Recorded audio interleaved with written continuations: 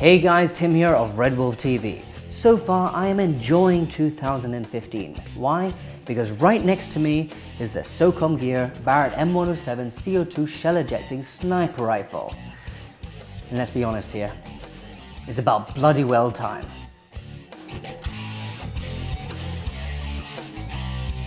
It doesn't actually arrive at your doorstep like this because, well, that would be silly. It arrives in a large cardboard box, and inside that box is a case, and inside that case is the Barrett M107 in its separate parts. Now, I could have started the video in its separate parts and then eventually put it together, but I wanted to show it off. So, when I snap my fingers, we're going to put it together, or in my case, put it together again. Such as the power of editing. All right, let's put it together. So this is how it should arrive inside the box. We have the lower receiver, which weighs a little bit heavier than the VFC 417, mainly because of the weight of the back for the recoil, and the outer barrel, a little heavier than the Tokyo Marui 417. The bolt carrier, the magazine capable of holding 10 cartridges, though it only comes with 5, 3 lugs, 2 of which hold the Barrett together, and 1 for the bipod. It also comes with a carry handle and a CO2 cartridge. Yes, CO2. Now, before Autobot assembles, we're going to have to lubricate a few moving parts just so everything runs smoothly. Obviously, for example, the bolt here and along the sides, on the front and rear of the magazine, or else it's just really stiff. And then on the upper receiver, inside the chamber, where the circle is. And once you're done, we could put it together, starting with the upper receiver.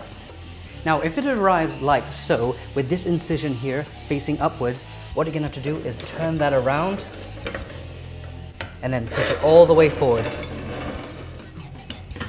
Keep on going, till that point.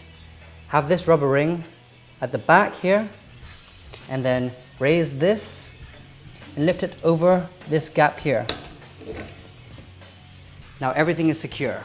Now I'm going to put the low receiver here, grab the bipod, insert it into this gap, grabbing one long lug, and then making sure the alignment is precise. There you have it.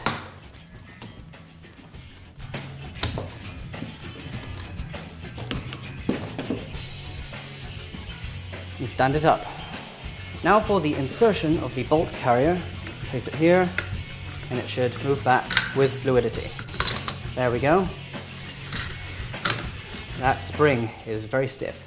Now the upper receiver, this is the hardest part. Do you see this hook right here? This hook is meant to hook around this cylinder at the front. I would prefer to do this with my left hand. Now that thing is heavy. There we go, that's hooked in. What we're gonna do is pull back the bolt carrier properly. There we go, and then drop it in. There you have it. Now we insert the second long lug into this gap, force it in.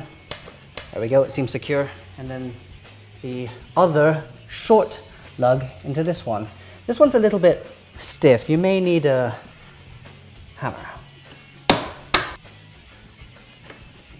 There we go. Now for the carry handle, we're gonna have it facing backwards and covering T34. Should fit pretty much perfectly. Tight enough, not too tight. And if we lift it up, yep, it holds. Now let's insert the magazine. It hooks in like an AK. Gotta slap it in. And there you have it.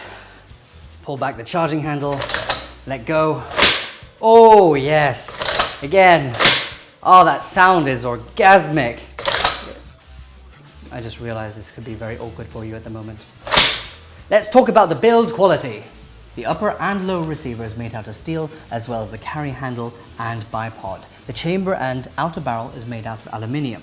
The casing of the magazine is metallic, as well as the cartridges. The pistol grip is actually made out of plastic and can be replaced with other gas M4 pistol grips, so long as it doesn't have that hook at the back. The handle part of the carry handle is rubberized, as well as the butt pad. I like the curvature so it fits perfectly around your shoulder. The metal body feels amazing, and yes, it is licensed, so you can find the correct markings on the left side, and that too feels amazing. It also features flip-up front and rear sights, which you can adjust for windage and elevation. Now, if you've never used a Barrett before and you don't have a scope, what you need to do is align that peephole with the top of the front sight. You can adjust the bipod for height, or depending on how rough the surface is. Also goes with the rear monopod.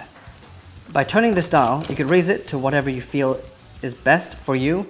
This part here stays moving around just so it could balance on any rough surface. This you could turn clockwise, so you can adjust the vertical height millimeter by millimeter so you can aim with precision. Now for the cartridge. One cartridge can fit one 8mm BB and contains the CO2 like a magazine would. But first you need to charge it with this charger and a capsule. So you need to open it up, insert the capsule, and screw it back on. Insert the charger into the rear of the capsule, giggity, and I think it's ready to play. I would consider this moment to be a very rare occasion. It's not very often I get to shoot a shell-ejecting CO2 semi-automatic sniper rifle. And today is my turn. I am currently in a very comfortable position, and there are only a few steps left before I pull the trigger. First, pull back the charging handle, and notice when I let go how it catches against the back of the cartridge and inserts it. Oh. Now, fire when ready.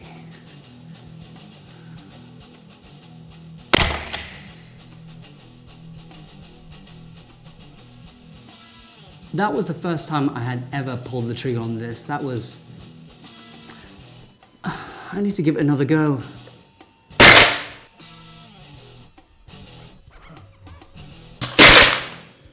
And I hit the GoPro. Well, that was interesting. I didn't realize that it had that much recoil for an airsoft gun. But let's just say that I am glad I am lying down at the moment. It did still shock me. I am planted in a stable position, and it managed to push me back somewhat. I think it's time to chrono this and then take it to a range. For the chrono test, we're using 8mm 0.48 gram BBs. Now it may seem a little bit low, but it's actually 1.5 joules with 0.48 gram BBs, which is equivalent to 400 FPS if you were to use 6mm 0.2 gram BBs instead. We are now at M4 Workshop and Training Center, and before we start at the range, I may as well tell you how to adjust the hop-up. First, you need to remove the upper receiver and turn it upside down. And do you remember that incision I told you about before you turn it around? Well, the hop-up is about 2 inches in front of that, and you just need to use a hex key, turn it counterclockwise to increase the hop. We are finally at the 30-meter range in the prone position using 8mm 0.48 gram BBs, and we're gonna do this.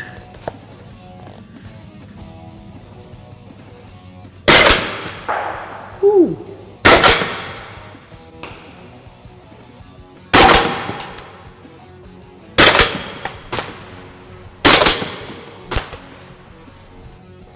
So as you might have seen from the results, it's not the most accurate sniper rifle in the world. There was no definitive grouping. It went up, down, left and right, but that could be many things. It could be the inner barrel, but it's probably the hop-up. The hop-up takes a couple hundred shots to break in. So if you take this to a game, people might think you're crazy, but they'll also be pooping their pants. What it does bring to the table is realism. The heavy recoil, the shell ejection, the sound that it makes when the metal smacks against each other. The only thing it's really missing is that loud bang, but this is airsoft, so it shouldn't really matter. So, For this cool product and many more, go to our website at www.redwolfairsoft.com. Also, if you'd like to know more about M4 Workshop and Training Center, click on the link in the description below. See you guys on the next episode of RedWolf TV. Pornstash out.